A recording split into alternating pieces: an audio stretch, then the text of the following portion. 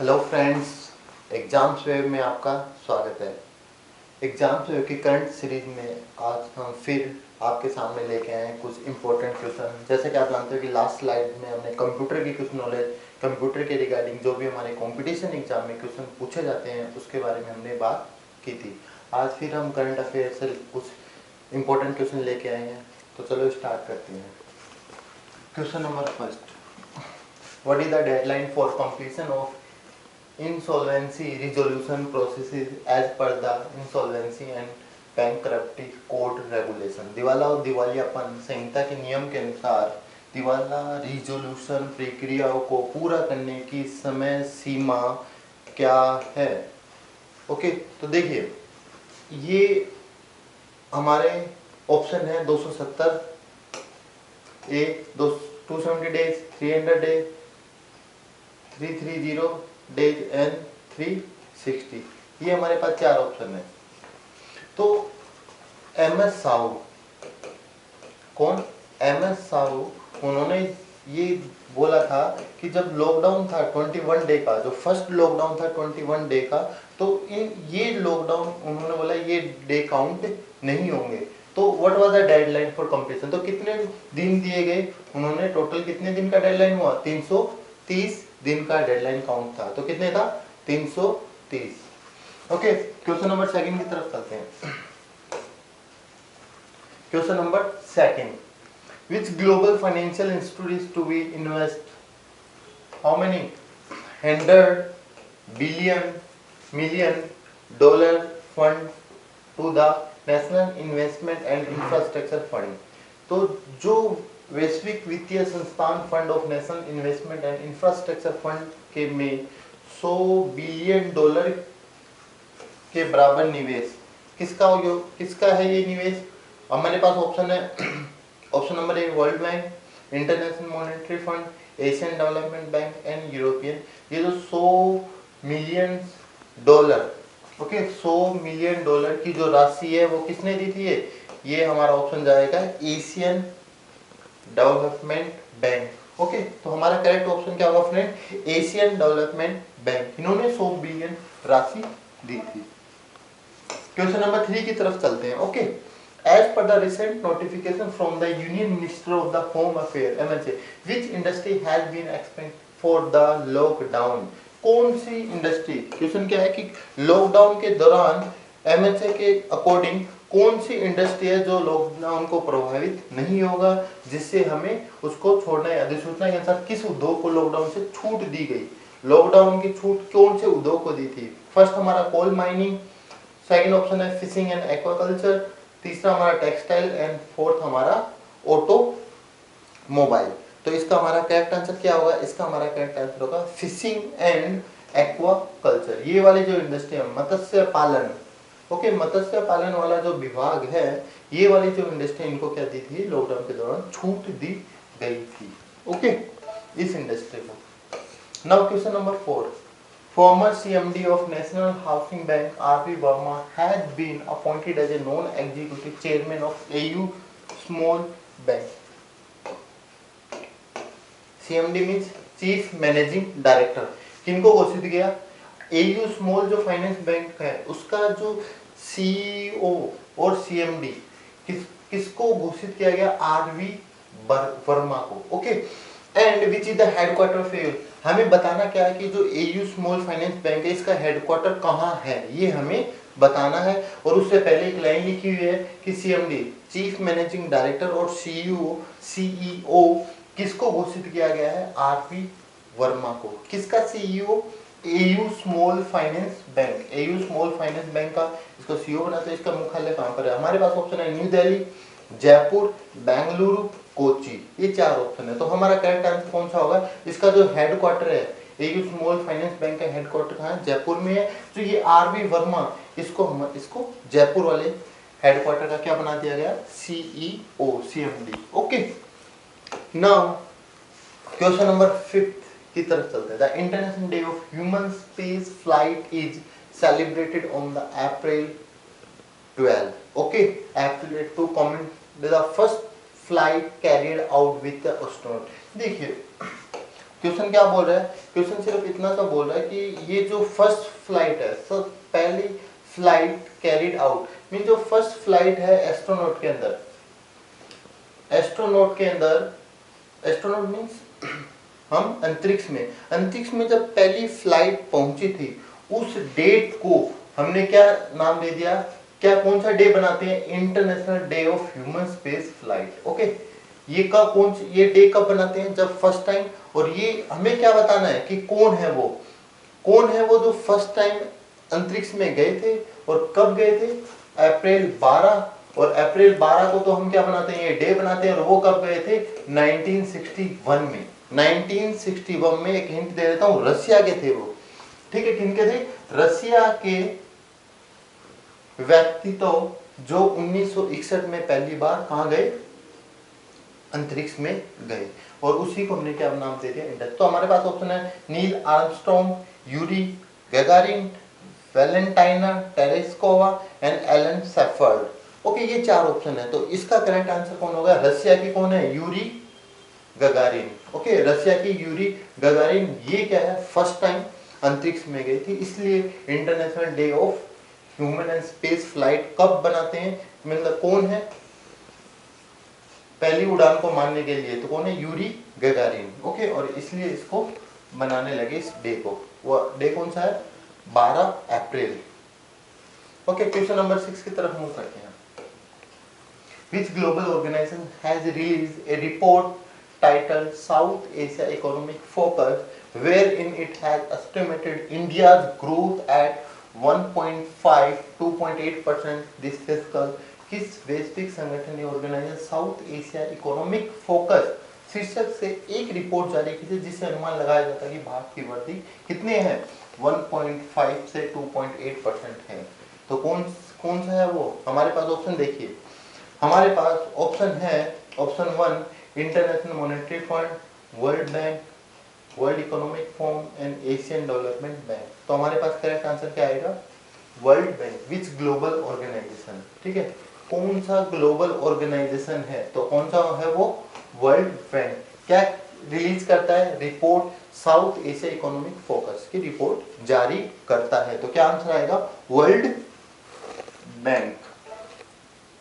Question number 7 की तरफ move करते हैं।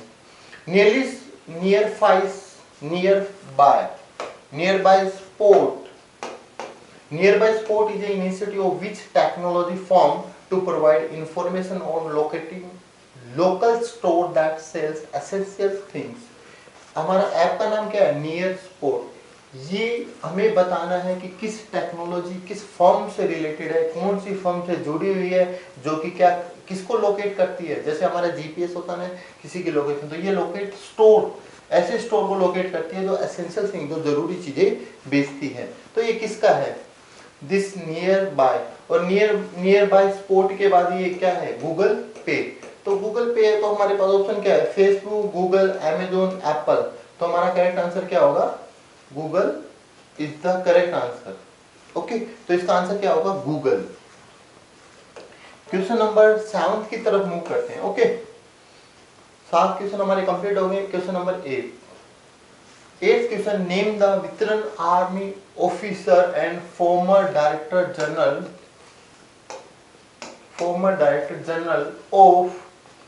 ऑफ किनका, शस्त्र rifle who recently passed away. अनुभवी सैन्य अधिकारी और राष्ट्रीय राइफल के पूर्व महानिदेशक का नाम बताइए जिनका हाल ही में निधन हो गया। तो देखिए, हाल ही में निधन हो गया, हमारे पास ऑप्शन क्या है, एमवी राजशेखरन, केपी डल सामंत है, ये क्या हमारे पास, हफजूर रहमान एंड वाल्टर डिसूजा, ये 4 ऑप्शन हमारे पास। ओके, तो हमारा करेक्ट आंसर क्या रहेगा, केपी डल सामंत। इनका रिसेंटली में ये क्या हुआ, देहांत हुआ है, फर्स्ट थिंग। और ये जो केपी सामंत थे 70 साल की उम्र में, ओके, मीन्स ये कितने समय तक दिए थे, इनकी 70 साल की उम्र है, और उसमें क्या हुआ था, इनका निधन हो गया। दूसरी बात इनके बारे में, केपी ढाल सामंत 1971 में जब भारत और पाकिस्तान का युद्ध हुआ था, उसमें इसकी बहुत अहम भूमिका है इस पर्सनैलिटी की। ओके, केपी लाल सामंत की। 1971 में जब भारत और पाकिस्तान युद्ध हुआ और 1999 कारगिल का युद्ध था, तब भी इन्होंने लड़े थे और इनको सम्मान भी दिया गया था 1999 में जब कारगिल में इनकी मैं भूमिका थी। तो इतनी बड़ी पर्सनैलिटी है तो ये हमारे। और फिर लास्ट जब रिटायरमेंट हुए तो ये कहाँ काम करते थे? कोलकाता के आर्मी उसमें काम करते थे। ओके, आर्मी कैंटी उसमें आर्मी में काम करते थे कोलकाता में। तो रिटायर होने के बाद भी मीन्स इन्होंने काम। और इनकी डेथ कब हुई? अभी रिसेंटली अप्रैल में हुई है इनकी डेथ। और ये 70 साल के होके मर चुके थे। तो हमारा ऑप्शन क्या था? Name the veteran army officer and former director general of शस्त्रीय rifle who recently pass away. तो क्या आंसर आएगा? KP Lal Samant. Okay, KP डल सामंत। क्वेश्चन नंबर 9 की तरफ चलते हैं। In the context of guideline amid the COVID-19 pandemic, splitting in public place have been made a punishable offence with a fine under which act? COVID-19 pandemic splitting मतलब क्या है कि थूकना। अगर कहीं भी हम थूक रहे हैं, ये थूकने की वजह से आपको पता भी रिसेंटली गुटखा भी बंद कर दिया गया। जो भी टैबाकू है, गुटखा है, जिसका खाने के बाद स्मोक नहीं होता, हमें थूकने की जरूरत है, उसको बंद ही कर दिया। पान को बंद कर दिया गया था, लिकर भी बंद हो गया था। तो ये जो स्प्लिटिंग है, थूकना भी क्या हो गया था? अपराध हो गया था। ठीक है, तो कौन सी धारा के तहत? Environment protection act. कौन सा एक्ट है हमें ये बताना है, किस एक्ट के तहत, अंडर विच एक्ट, किस एक्ट के तहत थूकना भी क्या है? एक अपराध था ड्यूरिंग दिस कोविड-19 और अभी भी है। तो क्या है वो? Environment protection act, disaster management act 2005, air prevention and control pollution 1987 and epidemic disease act. तो इन चारों में से हमारा करेक्ट आंसर क्या है? Disaster management act. ठीक है, याद रखना ये डिजास्टर मैनेजमेंट एक्ट के तहत थूकना भी क्या है? कोविड-19 के दौरान एक अपराध है। अगर कोई थूकता हुआ पाया गया पब्लिक प्लेस में तो उसे जेल हो सकती है और प्रॉपर पनिशमेंट भी है उसके लिए। तो और ये इसी के कारण गुटखा और ये भी बंद कर दिए गए थे। ठीक है, क्वेश्चन नंबर 10 की तरफ चलते हैं। तो एक्ट याद रखना आप। तो कौन सा एक्ट है? 2005, disaster management act 2005। Now question number 10 की तरफ मूव करते हैं। Which term is used to define the difference between the total import of the country and the total export? Total import and total export का जो difference है, subtract करेंगे। Import minus export, क्या करेंगे? इंपोर्ट माइनस एक्सपोर्ट हमें बताना equal to क्या होता है, ये हमारा क्वेश्चन है। इंपोर्ट में से एक्सपोर्ट सब्ट्रैक्ट करेंगे तो क्या आएगा? देश के कुल आयात तो कुल निर्यात के बीच के अंतर को परिभाषित करने के लिए किस शब्द का use? Trade deficit, import deficit, primary deficit, fiscal deficit. तो हमारे पास आंसर क्या आएगा इसका? Trade deficit. और ये कब होता है? जब कोई भी कंट्री इंपोर्ट क्या करती है? ज्यादा करती है, एक्सपोर्ट कम करती है एज कंपेयर टू इंपोर्ट। तो इंपोर्ट ज्यादा कर रही है, एक्सपोर्ट कम कर रही है, तो क्या होगा?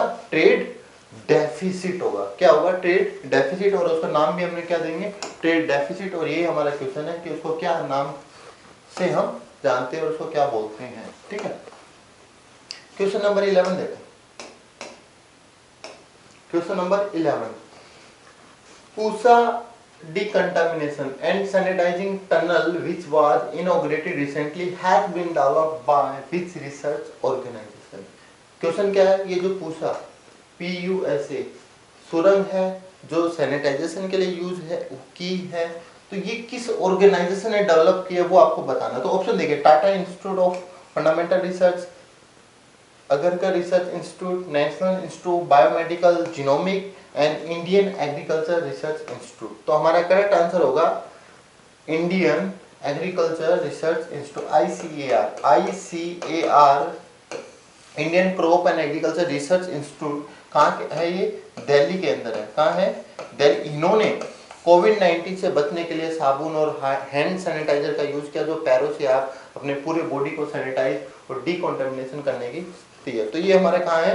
Indian agriculture research. और इसी को हम किससे नाम से जानते हैं? पूसा। ICAR को हम क्या बोलते हैं? PUSA, पूसा। ओके, तो ये हमारा किसका है? एग्रीकल्चर और क्रॉप रिसर्च इंस्टीट्यूट है, जो कि कहाँ पर है? दिल्ली में। तो इन्होंने सबसे पहले क्या हमें क्या बताना था रिसर्च जो ऑर्गेनाइजेशन है सैनिटाइजेशन करने की, कौन से ऑर्गेनाइजेशन ने की है? तो Indian agriculture research institute Delhi. Okay, D हमारा करेक्ट आंसर होगा 12 पे।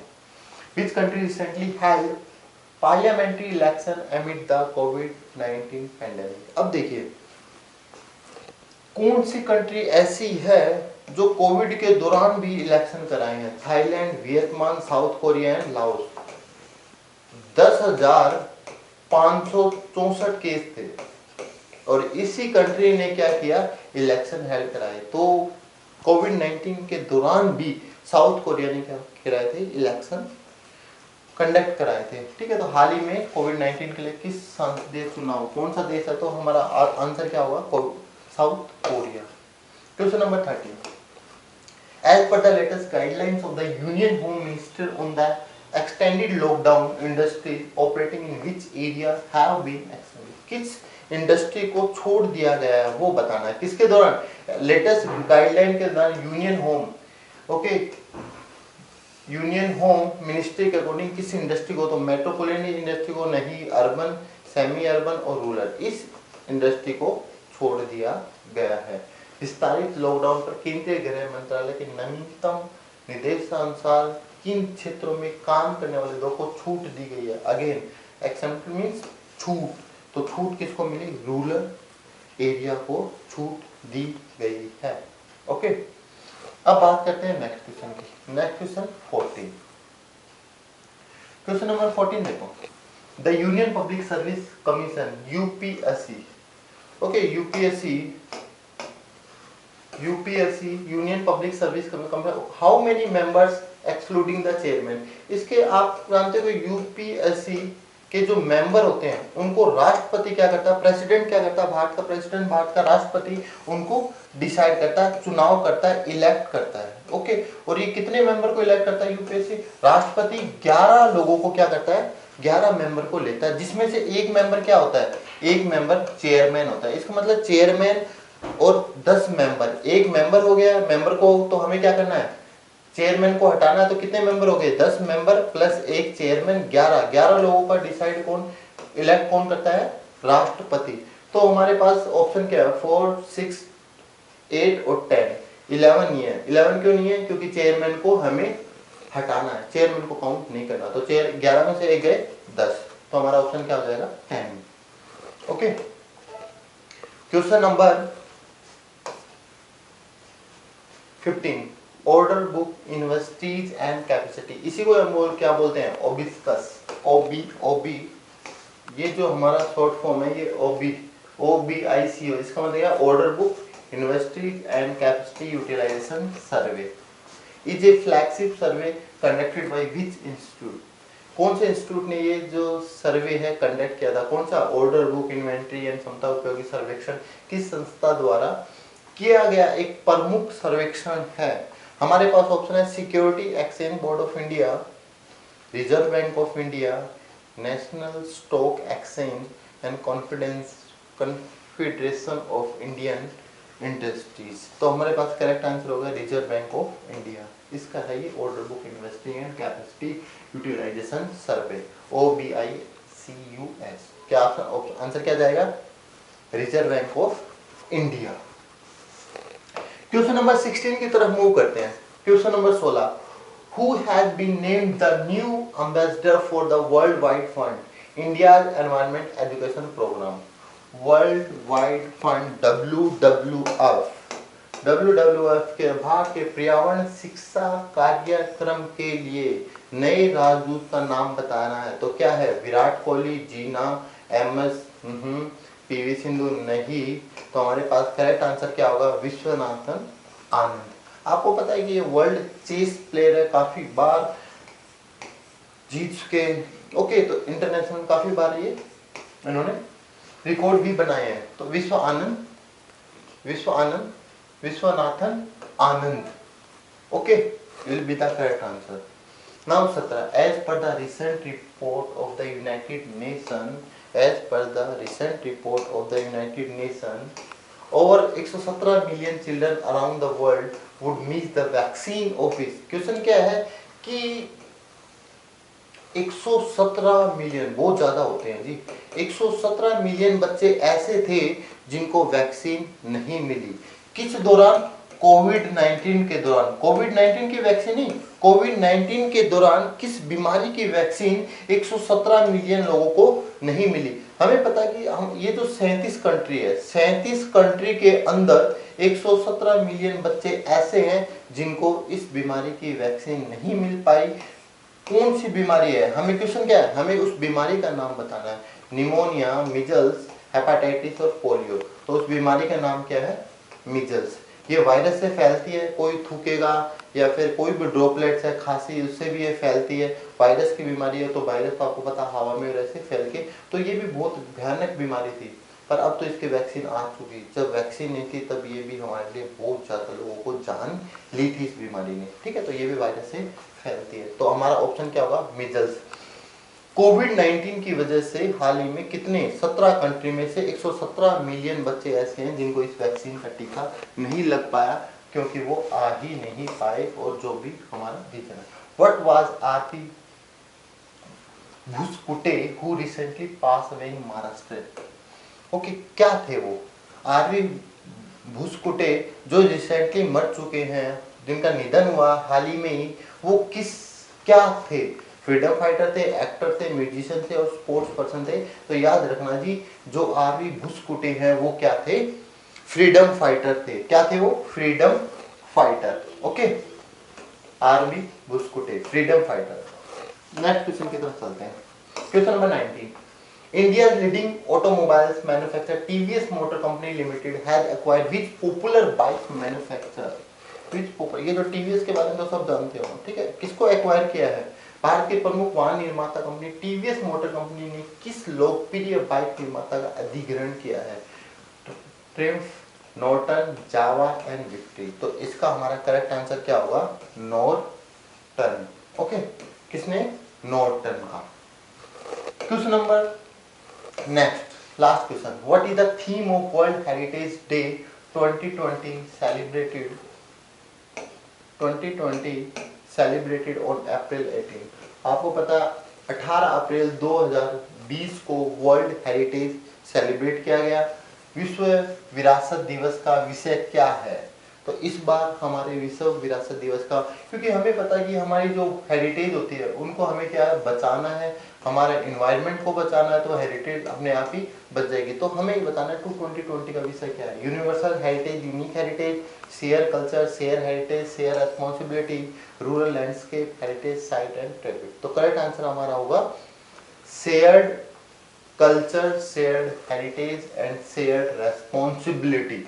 ये चीज बहुत इंपॉर्टेंट है, रेस्पॉन्सिबिलिटी की। हम हमारी हेरिटेज को हमें ही क्या करना है? हम ही रेस्पॉन्सिबल है उसकी देखभाल के लिए, और कोई बाहर से कोई नहीं आएगा। तो ये थीम को लेकर 2020 की हेरिटेज 18 अप्रैल 2020 को वर्ल्ड हेरिटेज डे बनाया गया था। तो ये थीम थी, क्या थी? Shared culture. तो हमारा ऑप्शन क्या आंसर क्या रहेगा? B, shared culture, shared heritage and shared responsibility. Okay, thank you दोस्तों, आज के लिए हम इतना ही।